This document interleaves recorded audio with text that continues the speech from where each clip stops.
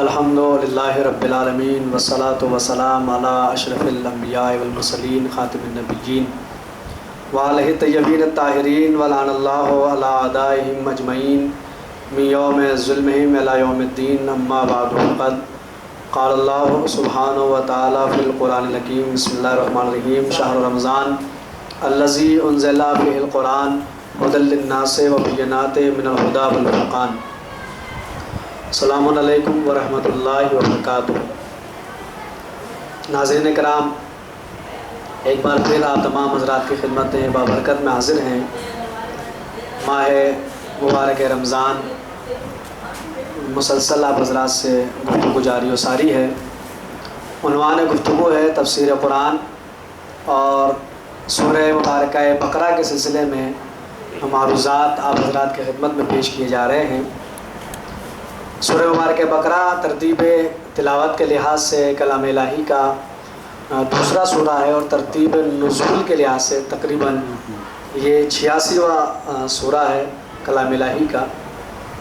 اور شروع ہی میں اللہ نے متقین کی علامات کو بیان کیا، اور اللہ نے بتایا کہ متقی کون ہوتا ہے۔ کل سلسلہ گفتگو ہمارا اس منزل پہ آ کے رکا تھا، اولئک علی ھدی من ربہم وَأُولَئِكَ هُمُ الْمُفْلِحُونَ۔ اللہ نے متقین کی 4-5 علامتیں بتانے کے بعد کہا کہ یہ وہ لوگ ہیں جو ہدایت پر ہیں اور کامیاب ہونے والے ہیں۔ اس کے بعد ذرا سا ترجمہ پیش کرتے، پھر اس کی تفسیر آپ کی خدمت پیش کی جائے گی۔ إِنَّ الَّذِينَ كَفَرُوا سَوَاءٌ عَلَيْهِمْ أَأَنذَرْتَهُمْ أَمْ لَمْ تُنذِرْهُمْ لَا يُؤْمِنُونَ۔ بے شک کہ جن لوگوں نے کفر اختیار کیا، جو لوگ کافر ہو گئے، جنہوں نے کفر اختیار کیا، ان کے لیے میرے حبیب برابر ہے کہ آپ ان کو ڈرائیں یا نہ ڈرائیں، وہ ایمان لانے والے نہیں ہیں۔ ختم اللہ علی قلوبہم وعلی سمعہم وعلی ابصارہم غشاوۃ ولہم عذاب عظیم۔ اللہ نے ان کے دلوں پر، ان کی آنکھوں پر، ان کے کانوں پر، ان کے دلوں پر، ان کے کانوں پر مہر لگا دی، اور ان کی آنکھوں پر پردہ پڑا ہوا ہے، اور ان کے لیے بہت بڑا عذاب ہے۔ پروردگار عالم نے قرآن کے آغاز میں ہی 3 حصوں پہ تقسیم کر دیا ہے انسان کو، اور مزاج چونکہ ہر انسان کا الگ الگ ہوتا ہے، کسی بھی انسان کا مزاج ایک سا نہیں ہوتا، اس لیے مزاج کے اختلاف کی بنیاد پر انسانوں کی 3 قسمیں سامنے آتی ہیں۔ پہلے وہ کچھ لوگ، وہ افراد ہیں کہ جو منصف مزاج ہوتے ہیں، دوسری قسم ہے وہ لوگ جو ضدی مزاج ہوتے ہیں، اور تیسرے وہ افراد ہیں کہ جو متلون مزاج ہوتے ہیں۔ منصف مزاج کون افراد ہیں؟ منصف مزاج افراد وہ افراد ہیں کہ جو بات کو سنتے ہیں، سمجھتے ہیں، پرکھتے ہیں، اور بات کو سننے، سمجھنے اور پرکھنے کے بعد جو صحیح بات ہوتی ہے اسے قبول کرتے ہیں، اور جو غلط بات ہوتی ہے اسے قبول نہیں کرتے ہیں۔ یعنی بات کو وہ پہلے سنتے ہیں، اس بات کو سمجھتے ہیں، اور سمجھنے کے بعد پھر اس بات کو پرکھتے ہیں، اور پرکھنے کے بعد پھر حق کو قبول کرتے ہیں اور باطل کو چھوڑ دیتے ہیں۔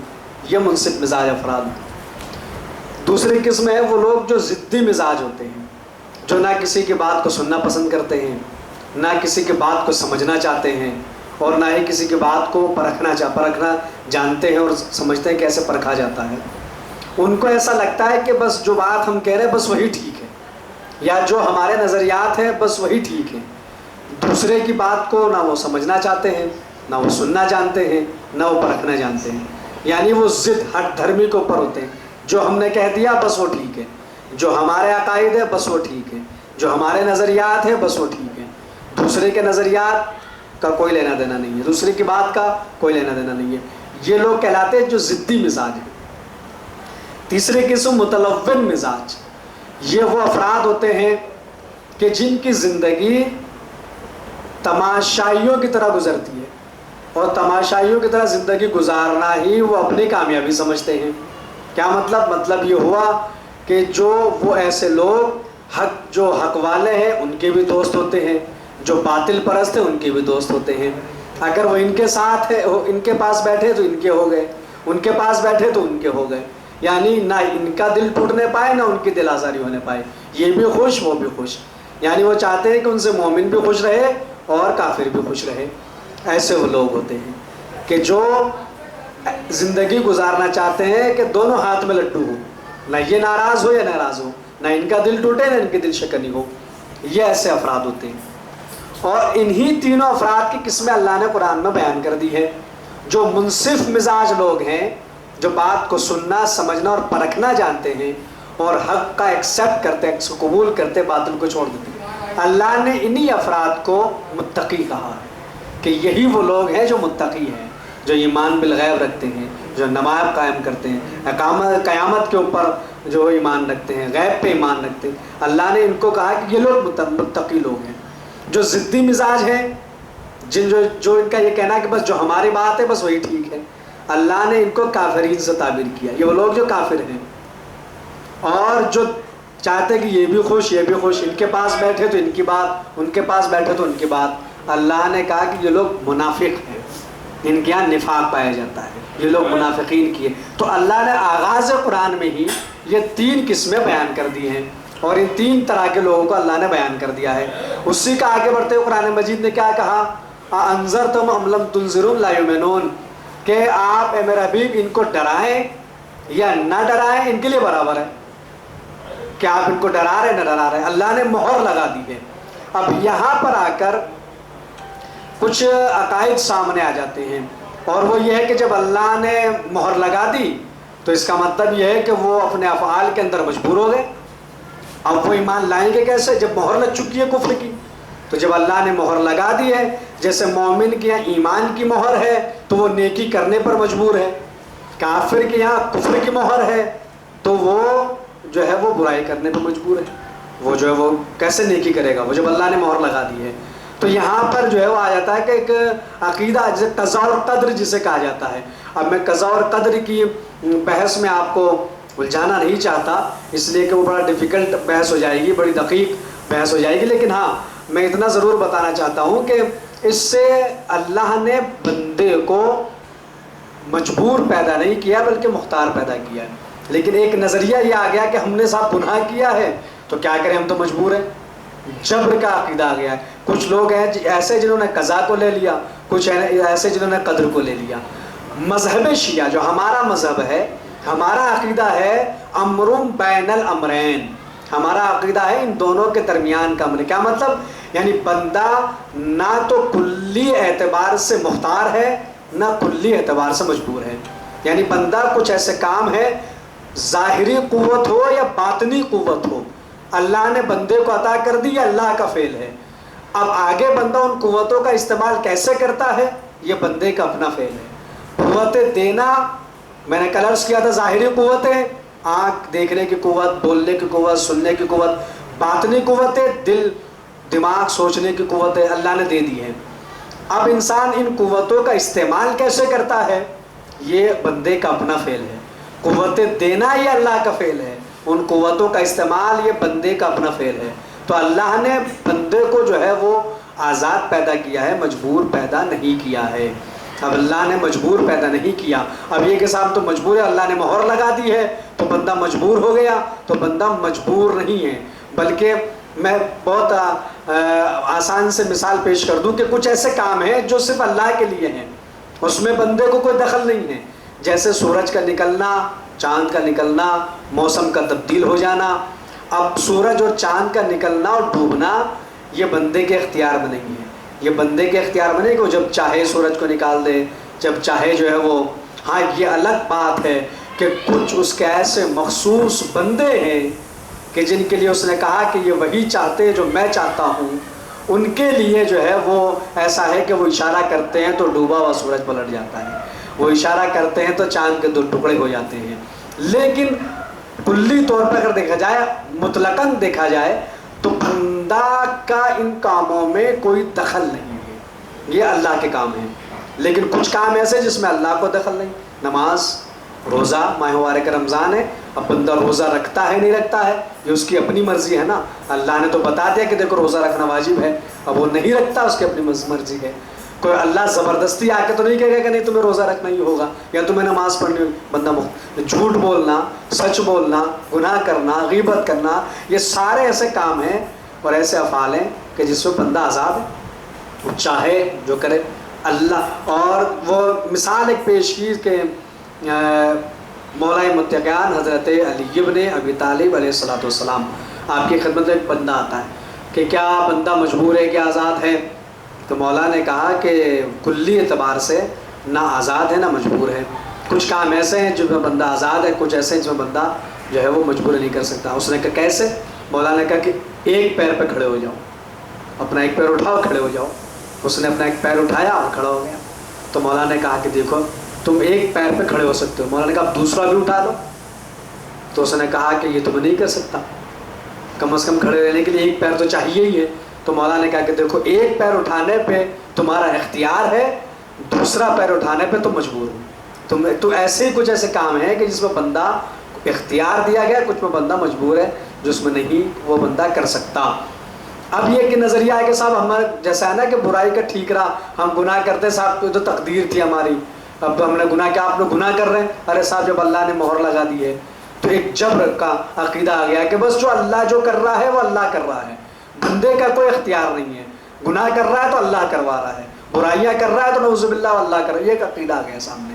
اب اس کو بھی بڑا حل کیا امام ابو حنیفہ نعمان ابن ثابت، بڑا مشہور نام ہے، آپ تاریخ اسلام کا سب جانتے ہیں۔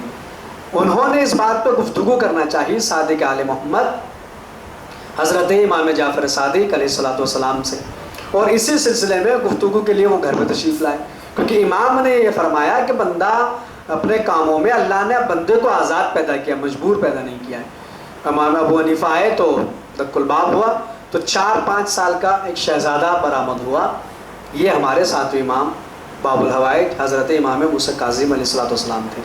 انہوں نے آ کے پوچھا کہ بھئی کیا بات ہے؟ کہا کہ آپ کے والد محترم کو بلائیے، ان سے گفتگو کرنا ہے۔ میرے ساتھ امام نے، جن کی عمر 4 اور 5 سال کی تھی، آپ نے فرمایا کہ کم سنی کا عالم ہے، بچپنا تھا، کیا بات ہے بتائیے، ہم سے بات کر لیں۔ انہوں نے کہا بھائی صاحبزادے آپ بچے ہیں، اپنے بابوں سے بات کریں۔ تو پلٹ کے ساتھ امام نے کہا کہ اللہ توفیق دینے والا ہے، اور ممکن ہے کہ میں ہی تمہاری بات کو حل کر دوں، تمہارے سوال کا جواب دے دوں۔ جب یہ سنا تو ابو حنیفہ نے کہا کہ آپ کے والد کا کہنا یہ ہے کہ جو کچھ کرتا ہے وہ بندہ کرتا ہے، اللہ کا اس میں کوئی عمل دخل نہیں ہے، اور میرا کہنا ہے کہ نہیں، اللہ کرواتا ہے، اللہ نے مہرے لگا دی، اللہ کرواتا ہے۔ تو اب یہی مجھ سے پوچھنا تھا۔ تو ساتھ امام نے کہا کہ آپ جو آپ بتا رہے ہیں کہ بندہ مجبور ہے یا مختار، اس کی 3 صورتیں ہیں۔ پہلی صورت تو یہ کہ کوئی بھی کام اگر ہوتا ہے تو دونوں مل کر کرتے ہیں، اللہ کرواتا ہے، بندہ کرتا ہے، دونوں مل کے کرتے ہیں۔ دوسری صورت یہ ہے کہ جو کچھ کرتا ہے وہ اللہ کرتا ہے، بندے کا کوئی عمل دخل نہیں ہے۔ تیسری صورت یہ ہے کہ جو کچھ کرتا ہے وہ بندہ کرتا ہے، اللہ کا اس میں کوئی عمل دخل۔ یہ 3 صورتیں سامنے آتی ہیں۔ کہا کہ ٹھیک ہے، کہ ان تینوں صورتوں کو اب لے کے آ جائیے کہ اللہ جو ہے اس نے کہا کہ ذرہ برابر نیکی ہے تو جزا ہے، بدی ہے تو سزا ہے، تو سزا بھی دے گا وہ، نیکیاں بھی دے گا وہ۔ تو جب دونوں مل کر ایک کام کر رہے ہیں تو یہ تو اللہ کے عدل کے خلاف ہو گیا کہ کام دونوں مل کے کر رہے ہیں اور سزا اور جزا صرف بندے کو ملے۔ بھائی نعوذ باللہ خاکہ مندر، فور ایگزامپل، نقل کفر نباشت، اگر چوری جو ہے بندے نے کی، اللہ نے کروائی ہے، تو یہ تو اللہ کے عدل کے خلاف ہوا کہ دونوں نے مل کے کام کیا، جب سزا کی باری آئی تو اللہ نے اپنے آپ کو علیحدہ کر لیا اور خالی بندے کو جو ہے چوری کی سزا دے دی ہے۔ تو اس کا مطلب یہ کہ جزا اور سزا بھی دونوں کو ملنی چاہیے پہلی صورت میں۔ اور اگر بندہ اپنے افعال میں، اپنے کام میں مجبور ہے، مختار نہیں ہے، جو کرواتا ہے اللہ کرواتا ہے، تو یہ پھر اللہ کے عدل کے خلاف بات ہو گئی کہ چوری کروا رہا ہے وہ، سزا دے رہا ہے بندے کو۔ چوری کروائی اس نے، ہاتھ کٹے بندے کے، گناہ کیا اس نے، کروایا اللہ نے، اور سزا دے رہا ہے بندے کو۔ تو یہ تو پھر اللہ کو ہی اس کی سزا و سزا ملنی چاہیے جب اسی نے کروایا ہے۔ کہا کہ اس کا مطلب یہ دونوں نظریات جب غلط ہے تو صرف ایک نظریہ صحیح ہے، اور وہ یہ ہے کہ اللہ نے قوت عطا کر دی ہے بندے کو، اب بندہ مختار ہے، مجبور نہیں ہے۔ اگر گناہ کرے گا تو سزا اللہ دے گا، نیکی کرے گا تو اللہ جزا دے گا۔ اور جب انہوں نے دیکھا تو پھر یہ بھی روایت ہے کہ پیشانے کا بوسہ لیا، اور انہوں نے کہا کہ ہاں یہی وہ گھرانہ ہے کہ جہاں پہ ایک بچہ بھی اس طرح کے جوابات دے سکتا ہے، اور وہ فضیلت کا اور عظمت کا اقرار کر کے گئے امام ابو حنیفہ۔ نعمان بن ثابت کی بات ہے۔ تو یہ ہمارا ایمان نے بھی ہمیں بتایا. بہت آسان لفظوں میں نے آپ کے بات سمجھا دی.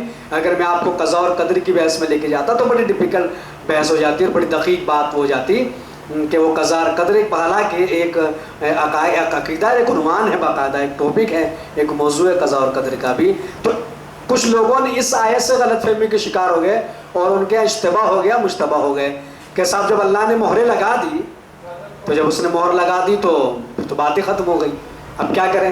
تو مہر لگا دی. دیکھیے کیا اللہ کو علم نہیں تھا کہ ایمان نہیں لائیں گے؟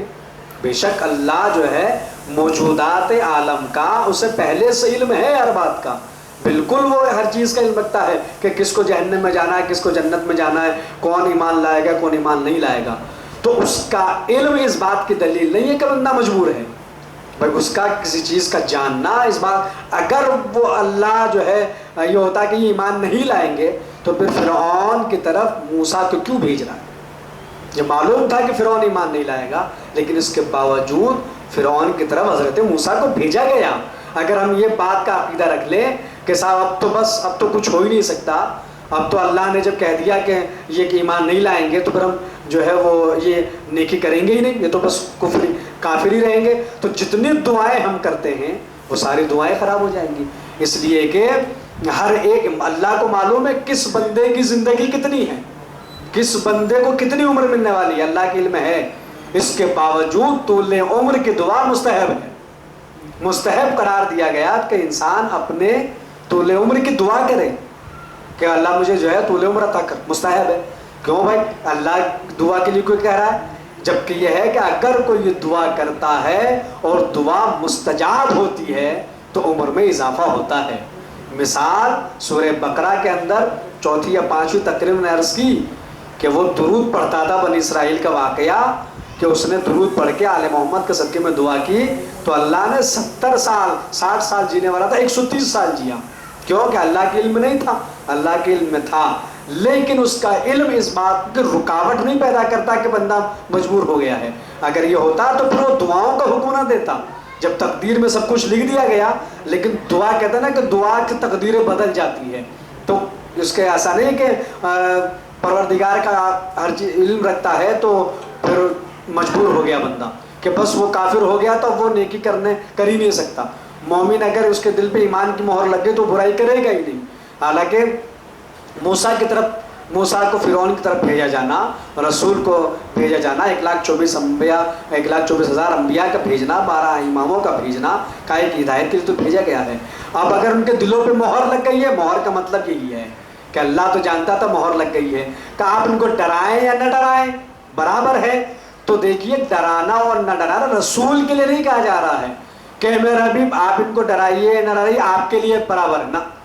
کیا کہا؟ انذرتہم، کیا کہا کہ ان کے لیے، علیہم یعنی کافرین کے لیے برابر ہے کہ آپ ان کو ڈرائیے یا نہ ڈرائیے. کیوں؟ اس لیے کہ ان کے دلوں پہ مہر لگ چکی ہے. اور مہر بمراد، مہر کے کئی معنی مفسرین نے بیان کیے. مہر کے معنی شہادت کے بیان کیے کہ اللہ گواہ ہے کہ یہ جو ہے وہ ان کے دلوں پہ مہر ہے تو یہ ایمان نہیں لائیں گے. تصدیق کے معنی ہے کہ اللہ نے تصدیق کر دی ہے کہ اب ان کو دلوں پہ مہر لگ چکی ہے تو لہٰذا ایمان نہیں لائیں گے. اور مہر کے معنی جو ہے وہ سیاہ نقطے کے بھی بیان کیے گئے. مہر کا مطلب کیا ہے؟ یعنی ان کے دلوں پہ مہر لگ چکی. مطلب مہر کا مطلب یہ ہے کہ اگر کوئی لفافہ ہو اور اس لفافے پہ اگر مہر لگ دی جائے تو اس کا مطلب اب کوئی چیز نہ اس سے خارج ہوگی نہ کوئی چیز اس کے اندر رکھی جائے گی، بس جو اس کے اندر رکھا گیا سو رکھا گیا ہے نا. مہر کوئی لفافے میں کوئی چیز بند کی، جیسے ڈاک خانے سے آج کل بھی، ویسے تو آج کل جو ہے انٹرنیٹ کا زمانہ ہے اور ای میل جی میل سے ساری معاملات ہوتے ہیں، لیکن پھر بھی اگر کوئی ڈاک سے ذریعے کوئی چیز آتی ہے تو اس میں مہر لگ جاتی ہے. مہر کا مطلب کیا ہے کہ اب ایسی کی ایسی چیز ہی پہنچے گی، نہ اس میں کمی ہوگی نہ اضافہ ہوگا. یہی ہے جب دلوں پہ مہر لگ گئی ہے کفر کی، اس کا مطلب یہ ہوا کہ ان کے دلوں سے نہ کفر نکلے گا نہ ایمان ان کے دلوں میں داخل ہوگا. تو مہر لگا دیے. تو مہر کے بمعنی شہادت کے، مہر بمعنی تصدیق کے. اور یہ بھی روایات میں آیا ہے کہ مہر بمعنی سیاہ نقطے کی ہے، کہ ہر انسان کے دل میں جو ہے وہ نورانی دل ہے اس کا، اور جیسے وہ گناہ کرتا ہے تو ایک نقطہ سیاہ بن جاتا ہے، اور جیسے جیسے وہ گناہ کرتا چلا جاتا ہے وہ نقطہ بڑا ہوتا چلا جاتا ہے. یہ روایات میں معصوم ہے. ہمارے روایت علماء ابن تفسیر میں لکھا ہے، آپ تفسیر نمونہ، مجموع البیان اور الثقلین اور تفسیر حسین بخش کی جو تفسیر ہے انوار النجف، اس سب میں آپ دیکھ سکتے ہیں. یہ فرمایا کہ سیاہ نقطہ ہے، دل میں نقطہ بن گیا سیاہ، گناہ کرا. اب اگر توبہ، اب اس نقطے کو ختم کیسے کرے؟ تو توبہ کے ذریعے. اگر توبہ کریں گے تو نقطہ ختم ہو جائے گا. اور اگر انسان گناہ پہ مصر ہو، گناہ پہ گناہ کرتا چلا جائے، تو وہ سیاہ نقطے کا دائرہ بڑھتا چلا جاتا ہے. اور جب سیاہ، پورا دل سیاہ ہو جاتا ہے کثرت گناہ سے، تو اس کا مطلب یہ ہے کہ اب مہر لگ چکی ہے. اب مہر لگ گئی. اب آپ ان کو ڈرائیں یا نہ ڈرائیں، ان پہ کوئی اثر ہونے والا نہیں ہے. ان پہ کوئی اثر، جن کے دلوں پہ مہر لگ جاتی ہے، پھر اب ملا مولوی تو دور، پھر نبی کے لیے کہا جاتا ہے کہ آپ ان کو ڈرا رہے ہیں، ان کے لیے برابر ہے. ورنہ کربلا کے اندر امام حسین تو خود موجود تھے نا، آپ نے خطبہ دیا نا. لیکن کیوں؟ کیونکہ دلوں پہ مہر ہے. تو جب دلوں پہ مہر لگ گئی تو رسول کو قرآن کہہ چکا کہ ان کے لیے برابر ہے، آپ ان کو ڈرائیں یا نہ ڈرائیں، یہ ایمان لانے والے نہیں ہے. اور جو مہریں لگ گئی، میں پھر کلیئر کر دوں، اس کا مطلب یہ نہیں ہے کہ بندہ مجبور ہو گیا. اس لیے کہ جابر ابن عبداللہ الانصاری، ان سے روایت موجود، حدیث قصہ کراوی، جابر سے روایت موجود ہے کہ ایک زمانہ ایسا آئے گا جو آخری قوم ہوگی، اس قوم میں انسان گناہ کر کے کہے گا کہ میری تو تقدیر ہی ایسی تھی، میں نے گناہ تو کیا، تو کیا اللہ نے مجھ سے کروایا. کہ اس دور میں اس عقائد کی تردید کرنا جہاد فی سبیل اللہ کا ثواب رکھے گا. یعنی اس دور کے اندر کہ جب اگر کسی کا عقیدہ یہ ہو کہ بندہ مجبور ہے، اس نے گناہ کیا تو صاحب مہر لگی ہوئی ہے دل پہ، تو وہ نیکی کیسے کرے گا؟ اگر کسی کا عقیدہ یہ ہو تو اس عقیدے والے کی تردید کرنا اس عقیدے کی جہاد فی سبیل اللہ کا ثواب رکھتا ہے. یہ جابر بن عبداللہ انصاری سے روایت ہے. تو قضاء اور قدر کا بہت آسان لفظوں میں نے آپ کو سمجھایا کہ جہاں پر اللہ ہر چیز پر قدرت رکھتا ہے، لیکن بندے کو اس نے مجبور نہیں کیا ہے. اس کے یہاں جبر نہیں پایا جاتا کہ مہر کا مطلب ہے تصدیق، مہر کا مطلب ہے شہادت، مہر کا مطلب ہے سیاہ نقطہ. وہ سیاہ نقطہ جیسے جیسے انسان گناہ کرتا چلا جائے گا، وہ نقطہ جو ہے وہ بڑھتا چلا جائے گا. اچھا، اللہ نے مہر کہاں لگائی؟ کا دل پر. اور والا سمعہم، کہاں پر؟ ختم اللہ علی قلوبہم والا سمعہم، کہاں لگی؟ دل پہ لگی. اور کہاں؟ کانوں پہ مہر لگی. اور آنکھوں پر کیا؟ پردہ ڈال دیا. تو اتنے جسم کے اعضاء ہیں، اللہ نے تین ہی کا ذکر کیوں کیا؟ اب ایک سوال یہ آ سکتا ہے بندے کے ذہن میں کہ اللہ نے انہی تین جو جزو انسانی کا، بدن کے جز کا، اعضاء کا ذکر کیا کیوں؟ اس کی وجہ علماء علم تفسیر لکھی، اس لیے کیا ہے کہ علم حاصل کرنے کا تعلق انہی تین چیزوں سے. کہ انسان جب کسی چیز کا علم حاصل کرتا ہے تو دیکھ کے علم ہوتا ہے، یا سن کے علم حاصل ہوتا ہے، اور پھر فکر ہوتا ہے دل کے ذریعے سے. انسان تفکر، فکر کرتا ہے کہ دل اس بات پہ گواہی دیتا ہے کہ نہیں دیتا ہے. اس لیے اللہ نے انہی تین چیزوں کا تذکرہ ان کو کہا کہ ان کے دلوں پہ مہر ہے، ان کی آنکھ پہ مہر ہے، کان پہ مہر ہے، آنکھ پہ پردہ ہے. کیا مطلب؟ مطلب یہ ہے کہ نہ ان کو حق دکھائی دے گا، نہ ان کو حق سنائی دے گا. یعنی وہ گاندھی جی کے بندر ہو جائیں گے. اگر کہا جائے تو غلط نہیں ہوگا کہ آنکھ پہ رکھ لیں گے، نہ حق نہیں ان کو دیکھے گا، نہ آنکھ سنائی دے گا انہیں. اور ان کے دل جو ہے وہ کفر سے بھرے ہوئے ہیں، تو وہ حق کو قبول نہیں کریں گے. اس لیے کیونکہ علم حاصل کرنے کا تعلق انہی تین اجزاء سے، حصوں سے ہے، لہٰذا اللہ نے انہی کا ذکر کرتے ہوئے کہا ختم اللہ علی قلوبہم وعلی سمعہم، کہ اللہ نے مہر لگا دی ہے ان کے دلوں پر، ان کے کانوں پر، اور ان کی آنکھوں پہ پردہ پڑا ہوا ہے. یہ ایمان لانے والے نہیں ہیں. تو یہ تین گروہ اللہ نے شروع ہی میں بیان کر دیے، ایک متقین کا گروہ، ایک کافرین کا، اور ایک منافقین کا. ایک وہ ہے جو کامیاب ہونے والے ہیں، جو منصف مزاج ہے، اور ایک وہ ہے جو کافر ہیں، اور ایک وہ ہے جو منافق ہے. بڑا خطرناک، منافق بڑا خطرناک ہوتا ہے. اس لیے کہ منافق کا ہوگا تیرے منہ پہ تیری، اس کے منہ پہ اس کے والی بات. تو یہ نفاق کے تینوں گروہ اللہ نے اس میں بیان کر دیے ہیں. اور جو اہم نکات ہیں اس کے، وہ یہی ہے کہ اے میرے حبیب، آپ کے لیے نہیں بلکہ ان کے لیے برابر ہے. کافروں کے لیے آپ ان کو ڈرائیں یا نہ ڈرائیں، یہ ایمان لانے والے نہیں ہیں. اس بات میں بجائے اس کے کہ اشتباہ پیدا ہو، بلکہ یہ تو قرآن کے صحیح ہونے اور رسول کے صادق ہونے کی دلیل ہے کہ دیکھو قرآن کہہ چکا تھا کہ یہ ایمان نہیں لائیں گے تو یہ ایمان نہیں لائے، اور رسول کہے میں بتا چکا تھا کہ میں ان کو ڈراؤں یا نرم کے لیے برابر ہے، تو دیکھ لیجئے۔ اس کا مطلب یہ جو نقطہ پیش کیا اس میں بغیر اشتباہ کے یہ دلیل ہے رسول کے سچا ہونے کے اور قرآن کے سچا ہونے کی، تو یہ بیان کر دیا۔ اور دوسرے نقطے کی طرف اشارہ کیا کہ اللہ نے مہریں لگا دی۔ مہر کا مطلب یہ نہیں ہے کہ بندہ مجبور ہو گیا، نہیں، اللہ نے جو ہے وہ بندے کو اختیار دیا ہے، بندے کو آزاد پیدا کیا ہے، اور ان تین چیزوں کا پہ اللہ نے مہریں اس لیے لگائی، اس لیے کہ علم حاصل کرنے کا تعلق انہی تین چیزوں سے ہے۔ اور بس آج اتنا ہی، انشاءاللہ کل پھر آپ خدمت حاضر ہوں گے، اور چند جو آیات منتخب آیا سورہ کی لے کر اس کے متعلق اگر آپ کا کوئی بھی سوال ہے، کوئی آپ کو معلومات کرنا ہے تو آپ کمنٹس باکس میں واٹس ایپ پہ جا کر اپنا سوال کر سکتے ہیں، اور انشاءاللہ اطمینان بخش جواب دینے کی آپ کو کوشش کی جائے گی۔ اور گھر میں رہیے، محفوظ رہیں، روزے رکھیں، نماز پڑھیں، عبادت کریں، دعائیں کریں، دعاؤں کی قبولیت کا مہینہ ہے، اور حقیر کو بھی، ہمارے جتنے بھی ساتھی سب کو بھی اپنے دعاؤں میں ضرور یاد رکھیں۔ انشاءاللہ کل پھر آپ سے ملاقات ہوگی۔ وآخر دعوانا ان الحمد للہ رب العالمین۔ فقط والسلام ورحمۃ اللہ۔